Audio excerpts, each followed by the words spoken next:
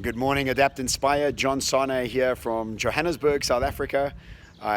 Making this video from a very warm and sunny day here as summer becomes more and more prevalent in this side of the world. I spent the weekend in Namibia speaking for an organization called Midas, and they asked me to speak about disruption and the survival of disruption.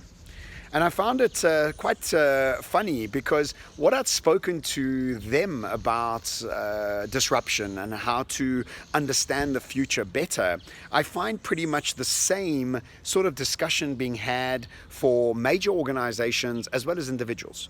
You see, major organizations also have to develop a inspirational, self-motivated ability to prepare for the future, to prepare for a different type of organization they need to be in order to tackle the future.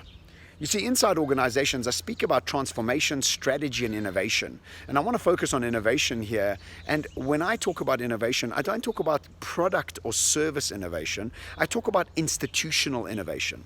And by that, I mean innovation is not a process, it's a political decision-making process. It's not a sort of a process of what you do in the business, but a political decision you need to make about who's going to be in the boardroom when you're trying to decide on innovation.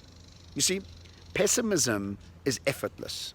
It's easy to say that can never be done. It's easy to say we've tried that, it's failed. That's so effortless, and I actually think quite a lack of courage when you are being pessimistic. As a political move, organizations need to make sure that the right players are sitting around the boardroom when they're trying to create innovative, new, bold, and courageous decisions about their future that look very, very different from the past. When you don't have the right people inside the boardroom, you get stuck. You can't actually make any of these decisions.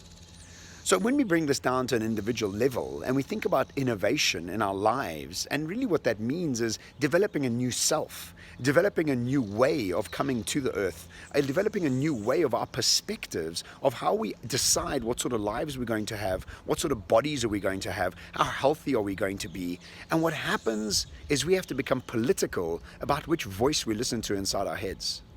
When we decide we want to lose weight, when we decide we want to be healthier, when we decide we want to get rid of certain friends that aren't adding any value to our lives, which are all very difficult things to do, you see, it's easier to be pessimistic. It's easier to be skeptical because you just become lazy in the decision-making process and go, that's just the way it's always been done. I'm never going to be able to change it. And when we look at organizations who have that attitude, they fail, become bankrupt, and become irrelevant. As individuals, when we become pessimistic, when we become skeptical about our potential and what we can actually do for ourselves in life, we can become irrelevant, unprofitable, and hopefully not bankrupt, but pretty much in the same scenario as we become so useless in this future that we move forward, we just give in and we just give up. And so I really want to make this message clear today, is that whether you own a business or you're listening to this as an individual, whether you want to lose weight or start a new career or start something new like a business, if you're allowing the political voices inside your head, the pessimists and the skeptics, to make those decisions up front, you're never going to get it done. Become more active in trying to create new scenarios that are obviously going to be uncomfortable, because it's metabolically expensive for our brains to change the way it thinks. We've spent so much time creating these brain waves. Now you're asking it to shift. It's really difficult.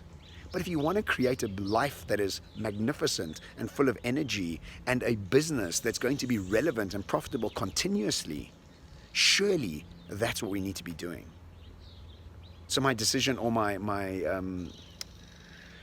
challenge to you this week is quieten the voices of the politicians that are pessimistic, that are skeptics, that sit inside your heads.